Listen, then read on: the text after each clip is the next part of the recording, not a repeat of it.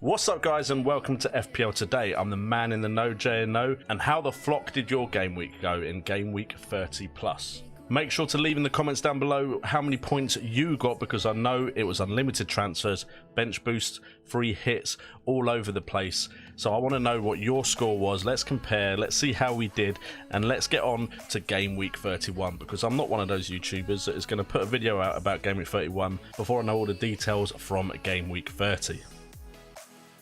Shots fired. In all seriousness though, I understand why people have put their videos out early. It's a busy time with so many bits of action going on, hence why I've come straight from work.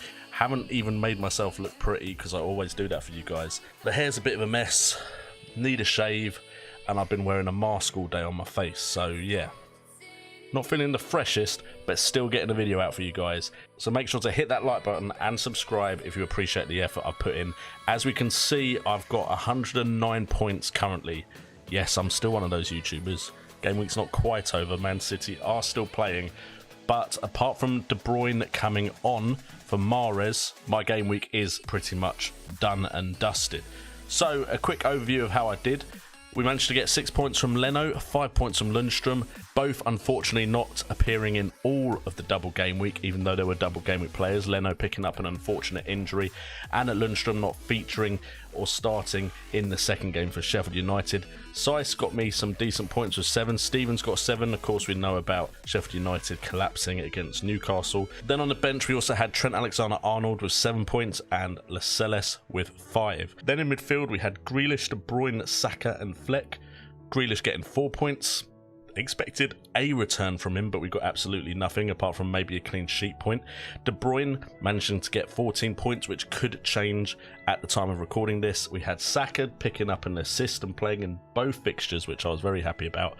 Fleck was an unfortunate casualty of the first game, but did play in the second, which was the game where they did nothing against Newcastle. And then Mahrez, big surprise for me, managing to get 17 points. It could be more than that with bonus points. He was a bit of a punt that I took on the Man City team, and it paid off with him starting in both games. And then up front we had Jimenez, who did of course get his goal from a Traore cross. Aguero was my captain, unfortunately only 2 assists for him, and Aubameyang, the big disappointment of the game week, getting absolutely nothing in both fixtures for Arsenal. Let's forget about Jose Reina though, yeah. But the reason you all clicked on this video was of course to check out my wildcard, as it is active, and I have picked out a starter team that could potentially change, and I do have some players on shortlist that could come into this side as well. But right now the way it lines up is we have Pope in goal with Button back as our bench keeper that will do nothing for the rest of the season. Pope has some good fixtures and Burnley are a decent defensive outfit. Let's ignore the Man City game happening right now, but otherwise Pope is a good goalkeeper pick in my eyes. I am considering Arsenal's reserve goalkeeper now that Leno has picked up that injury, although I don't particularly like Arsenal's defence, but he's very cheap, which could enable me to do some other stuff elsewhere. In defence, we have Trent Alexander-Arnold still appearing. He is on the bench, just slightly lower on the screen. We also have Lascelles keeping his place, and Doherty coming in to join his defensive partner in Seiss. I think Wolves looked very good. I know it was against West Ham, but I also think they're a very organised team, and they could do very well in the tail end of this season. And Seiss and Doherty both have their attribute, Seiss getting bonus points and Doherty being a very good attacking defender.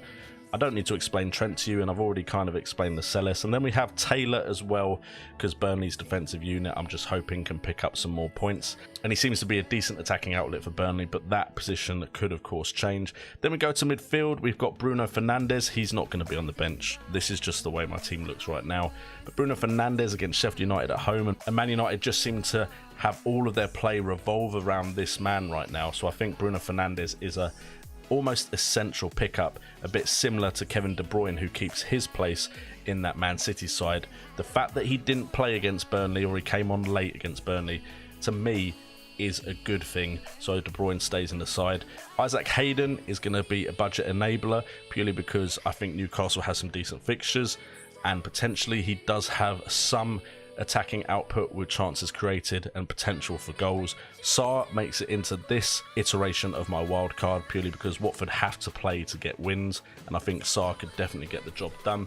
Then Salah, I'm kind of debating not having a Liverpool midfielder, which seems crazy to me, but I think once they win the league, I don't think Liverpool are going to keep putting out their best side. I think they may become prone to rotation, which makes Salah less of a appealing option to me. I might downgrade to Mane slightly cheaper, purely because I don't know which one I really want, and I'm not really keen on having either, which is very surprising to me, to be fair. But whilst they're still fighting for the title, I think it's sensible to still have a Liverpool midfielder, either Salah or Mane. And then up front we do have Raul Jimenez. I think he's just too consistent this season and looks to extend his new record as Wolves' top scorer in the Premier League with the most goals in a season. We've got Rashford coming in purely because I think Rashford coming back with the likes of Pogba and Fernandes behind him. Man United have a lot to play for as well. I really like the idea of Fernandes and Rashford in my side. And then Calvert-Lewin does get his place in this side purely because he was such a good performer for me before lockdown started that potentially he could do the same for me after, although Everton do seem to be one of those sides that potentially don't have anything to play for. Other players I am thinking about, I do like the idea of a Man United defender. We have Maguire and Wan-Bissaka under consideration. Also Serge Aurier in that Tottenham defence purely because of his attacking output. He seems to be very attacking under Mourinho, which is appealing to me. Holgate is another person I'm potentially looking at, although with the 14th best fixtures in the next 5 out of all the Premier League sides, I'm not too keen on Everton. And James Justin of Leicester seems to be a very cheap budget way into that Leicester defence now that Ricardo Pereira is out. As for midfield, I've already mentioned Mane could come in for Salah, but I'm also looking at the likes of Son and Bergwijn of Tottenham Hotspurs.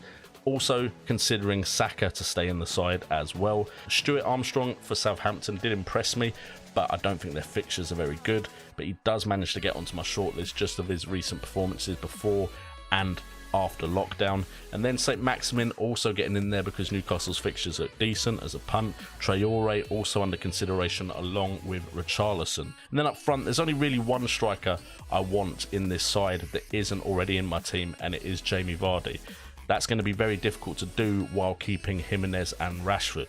And then Greenwood is also under consideration just because of how cheap he is, and I do think he will get game time for Man United now that the games are coming so thick and fast. So guys, let me know what you think about my team in the comments down below. Let me know of anyone that you are considering that is on your shortlist or in your side that I haven't mentioned in this video. We can discuss it in the comments down below. When this video comes out, I plan to spend at least an hour once the video is live just chatting to you guys about FPL. So make sure to get in those comments quick and I'll reply to you as quickly as possible. Do consider hitting that like button and subscribing to the channel, and also check out the links in the description. I do stream over on Twitch now with FIFA and other games with the Wildcats, so check out that in the description down below. I've been J&O, this has been FPL Today, and remember, it's all about the game. And thank God the game is back.